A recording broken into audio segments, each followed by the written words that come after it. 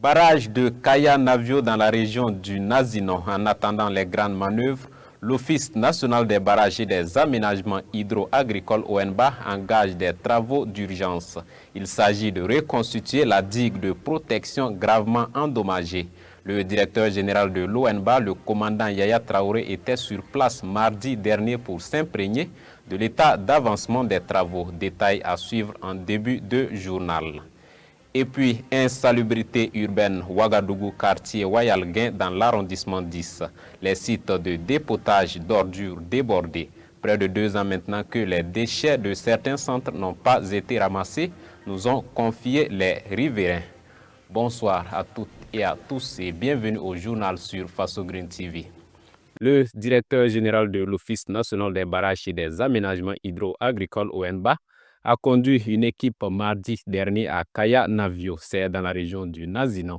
Le commandant Yaya Traoré est allé constater l'état d'avancement, la reconstruction de la digue de protection du barrage de la dite localité. Colette Ilboulo pour plus de précisions.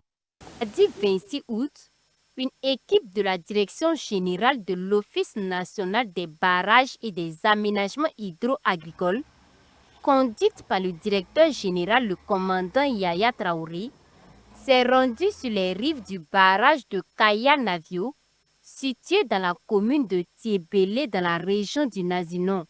Objectif: constater l'état d'avancement des travaux de reconstitution de la digue du dit barrage qui était gravement endommagée.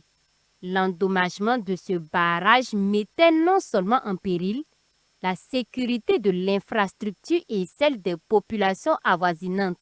Il a donc fallu trouver une solution rapide, d'où ces travaux d'urgence pour sauver l'infrastructure en cette saison pluvieuse. Nous avons été interpellés en début du mois d'août avec des images à l'appui que le barrage était en train de céder. Donc nous avons dépêché une équipe de reconnaissance qui est venue pour voir l'ampleur des dégâts. Et 3 jours après, nous avons dépêché la première équipe pour venir sécuriser la digue.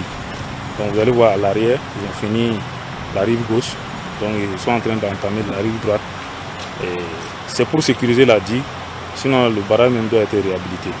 Mais pour que le barrage continue de servir et occuper la population, nous avons jugé bon de le sécuriser. Pour booster la production agricole de la zone, le ministère en charge de l'agriculture à travers l'ONBA entend aménager le périmètre agricole justant le barrage. Mais malheureusement, lors d'une sortie d'études, l'équipe de l'ONBA a été confrontée au refus de certains exploitants.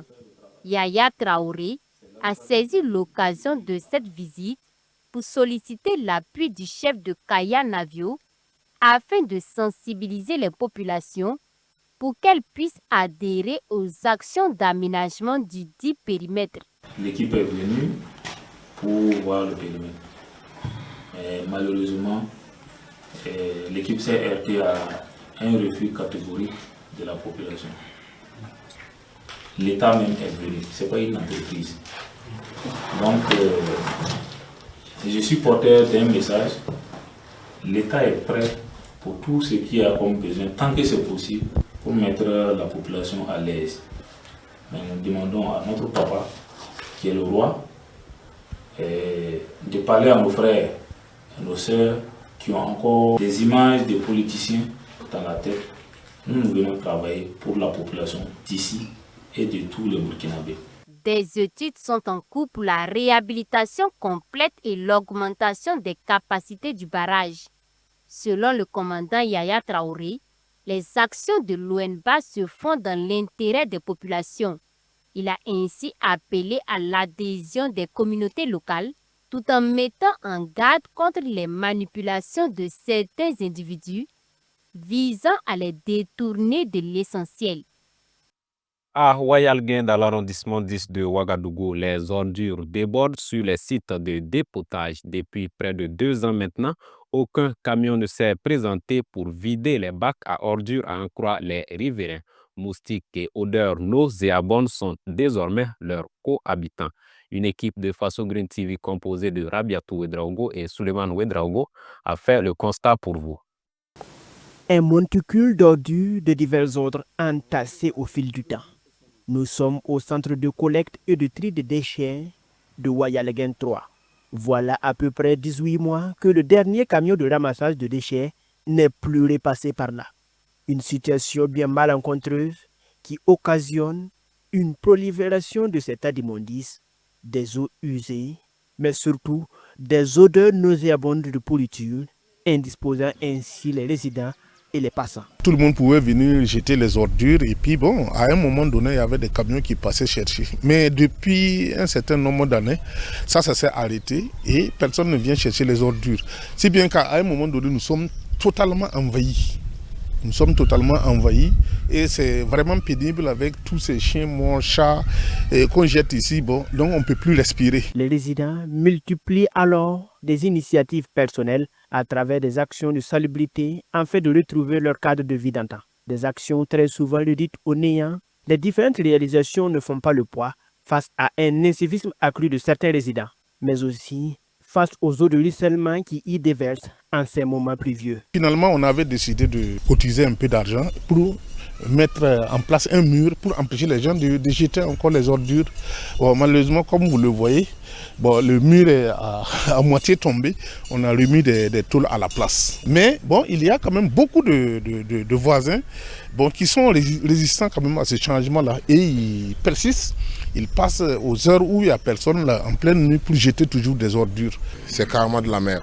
Parce que moi, je ne peux pas comprendre que nous, on puisse vivre dans ce genre de lit. Il y a les eaux d'eau qui sont là. Bon, les gens continuent à verser du n'importe quoi là-bas pendant que c'est fermé. On a du mal même à respirer. Tout est pollué au fait. Toujours au quartier Wayalegen, le centre numéro 2 de collecte et de tri des déchets semble présenter une meilleure organisation. Cela grâce à la vigilance de ce vieil homme. Muni d'un lance-pierre, Sibri André veille depuis sa porte à un tri systématique des déchets qui y sont déversés. Il dit être confronté aux railleries et insultes, mais le fait pour préserver la santé des siens. Heureusement, on ne m'a pas encore giflé. Quand les femmes viennent ici, elles disent que ce n'est pas chez moi, mais plutôt un dépotoir. Je reste souvent là jusqu'à 3 h du matin pour empêcher les gens de tout déverser ici. Sentez vous-même cette odeur. Elle relève maintenant de notre quotidien. Tout ce que je fais, c'est pour le bien-être de tous, surtout les enfants.